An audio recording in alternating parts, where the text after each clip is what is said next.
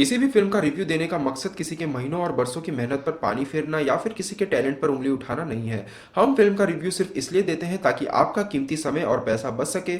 अगर आपके पास इन दोनों चीज़ों की कमी बिल्कुल नहीं है तो आप जाके कोई भी फिल्म थिएटर में देख सकते हैं। हमारे रिव्यू से फिल्म बनाने वालों को कोई फर्क नहीं पड़ता है, आप फिल्म देखने जाओगे या नहीं, इससे फिल्म बनाने वालों को और इंडियन सिनेमा को जरूर फर्क पड़ता है। वेलकम फ्रेंड्स, आप सभी का स्वागत है क्रेजी फॉर मूवीज में। दोस्तों, इस हफ्ते बॉक्स ऑफिस पे 5 साउथ की फिल्में रिलीज होने वाली है, जिनमें से एक फिल्म है एनटीआर की बायोपिक, दूसरी आएगी पेटा, फिर आएगी वीवीआर और F2, और फिर आपको इसी हफ्ते विश्वासम भी देखने को मिलने वाली है। तो मैं पूरी कोशिश करूंगा कि इन पांचों फिल्मों का रिव्यू मैं अपने चैनल पर कर पाऊं। और इस हफ्ते जो पहली फिल्म बॉक्स ऑफिस पर रिलीज हुई है वो है एनटीआर की बायोपिक, यानी कि एनटीआर कथा नायकडू। ये एनटीआर की बायोपिक का पहला पार्ट है। ये फिल्म 2 पार्टों में रिलीज की जाएगी। इस फिल्म का जो सेकेंड पार्ट है वो है एनटीआर महानायकडू, जो आपको फरवरी के पहले हफ्ते में देखने को मिलने वाली है। अब अभी भी अगर आपको कंफ्यूजन है एनटीआर और जूनियर एनटीआर के रिलेशन के बीच में, तो मैं आपको बता दूं कि एनटीआर जो थे वो जूनियर एनटीआर के दादाजी थे, जो कि एक एक्टर, डायरेक्टर, प्रोड्यूसर के साथ साथ एक बहुत बड़े लीडर भी थे, जिन्होंने तेलुगु देशम पार्टी का स्थापन किया था। तो चलिए दोस्तों, देते हैं आपको इस फिल्म का एक रिव्यू और जानते हैं कैसी है ये फिल्म। एनटीआर कथानायकड़ू ये एक तेलुगु बायोग्राफिकल फिल्म है, जिसमें लीड रोल में आपको नजर आने वाले हैं नंदामुरी बालाकृष्ण, जो इस फिल्म में एनटीआर के रोल को निभाने वाले हैं। इस फिल्म में उनकी वाइफ के रोल में आपको नजर आएंगी विद्या बालन। इसके अलावा उनके बेटे यानी हरि कृष्ण के रोल में आपको नजर आने वाले हैं नंदामुरी कल्याण राम। इसके अलावा इस फिल्म में आपको एक एक्सटेंडेड सपोर्टिंग रोल में नजर आएंगे एक्टर सुमन, जो इस फिल्म में एएनआर के रोल को निभा रहे हैं। एएनआर यानी कि अक्किनेनी नागेश्वर राव। तो जो लोग नॉन तेलुगु ऑडियंस है तो उन लोग को शायद नहीं पता होगा कि अक्किनेनी नागेश्वर राव जो है वो नागा अर्जुन के पिताजी हैं, जिनको अभी आपने रिसेंटली शायद मनम फिल्म में देखा होगा। इसके अलावा इस फिल्म में आपको नित्या मेनन, पायल राजपूत, रकुल प्रीत सिंह, प्रकाश राज, ब्रह्मानंदम जैसे और भी ढेर सारे एक्टर्स सपोर्टिंग और कैमियो रोल्स में नजर आने वाले हैं। तो कहीं ना कहीं जब मैं इस फिल्म को देख रहा था तो मेरे मन में ख्याल आया कि जब इतने सारे एक्टर हैं, करीब करीब 25 से 30 एक्टर्स इस फिल्म में लिए गए हैं, तो अगर आप एक छोटा सा रोल जूनियर एनटीआर के लिए भी लिखते या फिर रखते जूनियर एनटीआर को, तो कहीं ना कहीं जो नॉर्थ इंडियन ऑडियंस है या फिर जो नॉन तेलुगु ऑडियंस है वो भी मेरे ख्याल से इस फिल्म के लिए बहुत ज़्यादा एक्साइटेड हो सकती थी, जो कि मेरे को नहीं लगता है कि इतनी ज़्यादा एक्साइटेड है इस फिल्म को लेके जो नॉर्थ इंडियन ऑडियंस है। क्योंकि महानती के वक्त जितना ज़्यादा मैंने देखा था नॉर्थ इंडियन ऑडियंस को फिल्म के लिए एक्साइटेड थे, उतने शायद इस फिल्म के लिए नहीं है। तो कहीं ना कहीं ये चीज़ अगर करते तो इस फिल्म को कहीं ना कहीं और ज़्यादा लोग देखने जा सकते थे। बात करें मूवी की स्टोरी लाइन की, तो ये फिल्म का जो पहला पार्ट है यहाँ पे एनटीआर के फिल्मी करियर को दिखाया गया है, किस तरह से उनका पूरा एक्टिंग का करियर रहा, किस तरह से एनटीआर जो कि एक रजिस्ट्रार की जॉब कर रहे थे, उस वक्त रजिस्ट्रार की जॉब पाना बहुत मुश्किल काम था और उन्होंने 6000 लोगों को पीछे छोड़ते हुए उस जॉब को हासिल किया था।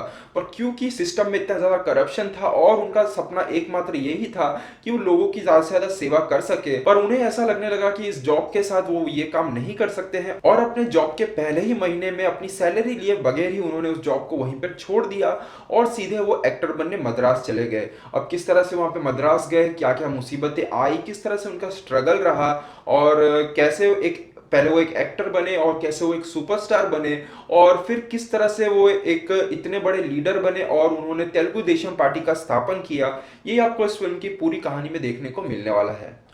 तो दोस्तों, ये तो की बात मूवी की स्टोरी लाइन की। अब ये बात करते हैं मूवी के कुछ प्लस पॉइंट्स की।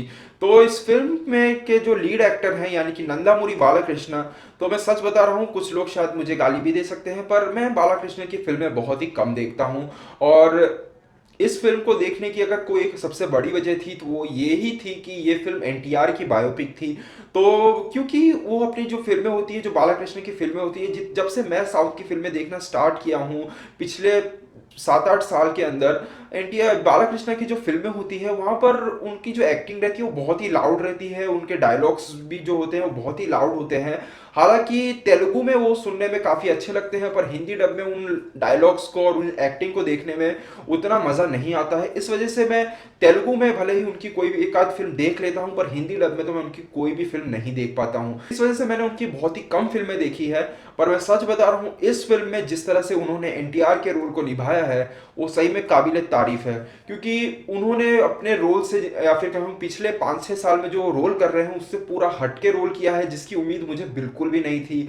और सच बता रहा हूँ, उसके लिए उनकी जितनी तारीफ की जाए उतना कम है। इसके अलावा इस फिल्म में एनटीआर का उनके लोगों यानी तेलुगु लोगों के लिए और तेलुगु सिनेमा के लिए जो प्यार दिखाया गया है, उसे देख के आज मुझे इस फिल्म को देखते वक्त समझ आ गया कि तेलुगु ऑडियंस क्यों इतनी ज़्यादा दीवानी है उनकी फिल्मों के लिए और उनके एक्टर्स के लिए, क्योंकि ये कोई अभी स्टार्ट नहीं हुआ है, ये उनके टाइम ही स्टार्ट हो गया था। फिल्म में एक सीन आता है, मैं आपको बता रहा हूँ, जहाँ पर वहाँ पे जो डायरेक्टर और प्रोड्यूसर सिनेमा में होते हैं वो पहली बार इस चीज़ को एक्सपीरियंस करते हैं कि फिल्म को देखते वक्त पब्लिक सीटियाँ और तालियां मार रही हैं। जी हाँ दोस्तों, पहले ये सब चीज़ें नहीं होती थी और ये चीज़ स्टार्ट हुई एनटीआर की फिल्मों से ही स्टार्ट हुई थी उस वक्त तेलुगु सिनेमा में। और कहूँगा कि उस वक्त एनटीआर ने इस बात को कह दिया था कि जो सिनेमा है या फिर जो फिल्म है वो हमारे जीवन का एक बहुत ही अहम हिस्सा बनने वाली है, क्योंकि ये एक ऐसा माध्यम होने जा रहा है अभी के टाइम में ही नहीं और आने वाले समय के लिए भी, कि एक ऐसा माध्यम होगा जहां पर हम अपनी दिल की बातों को या फिर कहीं कुछ अच्छी बातों को जनता तक पहुंचा पाएंगे।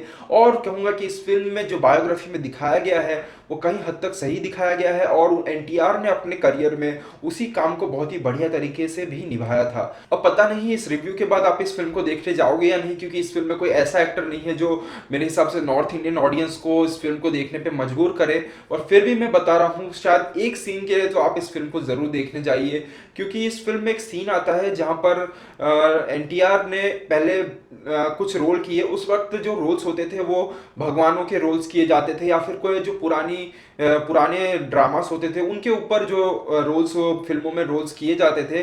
तो एनटीआर ने एक फिल्म में श्री कृष्ण का रोल किया और अपनी अगली ही फिल्म में वो एक रावण के रोल में नजर आ रहे थे, जो कि बहुत ही चैलेंजिंग रोल था उस वक्त। और काफी डायरेक्टर और प्रोड्यूसर्स ने उन्हें उस वक्त मना भी किया कि आप अभी एक नेगेटिव रोल को मत कीजिए, क्योंकि आपकी जो पब्लिक में एक इमेज क्रिएट हुई है तो पब्लिक आपको शायद रावण के रोल में देखना पसंद नहीं करेगी।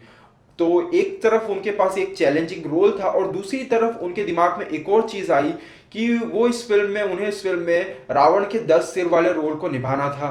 पर उस वक्त ना ही वीएफएक्स थे ना ही कोई स्पेशल इफेक्ट होता था, तो उस वक्त ऐसा सीन क्रिएट करना नामुमकिन था।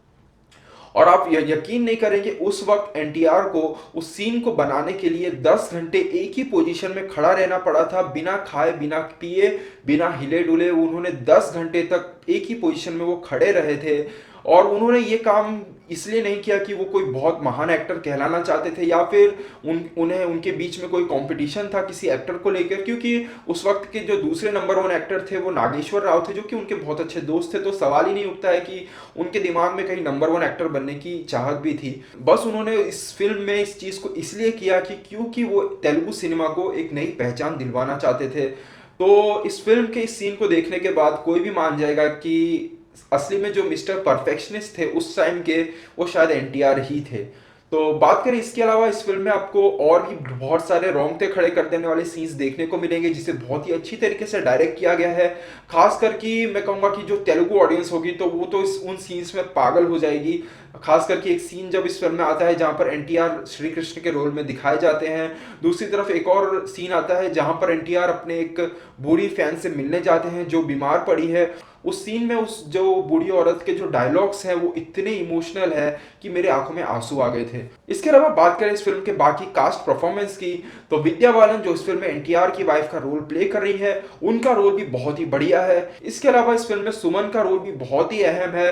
मैं नहीं जानता कि एएनआर के रोल को उन्होंने कितने बेहतरीन तरीके से निभाया है, क्योंकि मैंने एएनआर के बारे में ना ही कभी सुना है और ना ही अभी तक उनकी कोई एक फिल्म के अलावा कोई ज्यादा फिल्म देखी हुई है।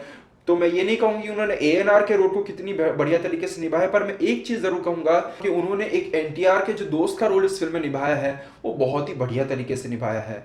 और एक चीज जो इस फिल्म में हाईलाइट की गई है जो शायद कड़वा सच है एक आज के जमाने का या फिर उस जमाने का भी एक कड़वा सच था, कि उस टाइम भी जो लोग थे या फिर कहें जो पॉलिटिशियन थे जो कि हर जगह घूमते फिरते रहते हैं, यहाँ तक कि इंदिरा गांधी की नज़र में भी साउथ इंडियंस का मतलब मद्रासी ही होता था। उनको नहीं पता था कि मलयालम लोग कौन है, उन्हें नहीं पता था कि तेलुगु लोग कौन है। उनके नज़र में Madrasi means south Indian means Madrasi.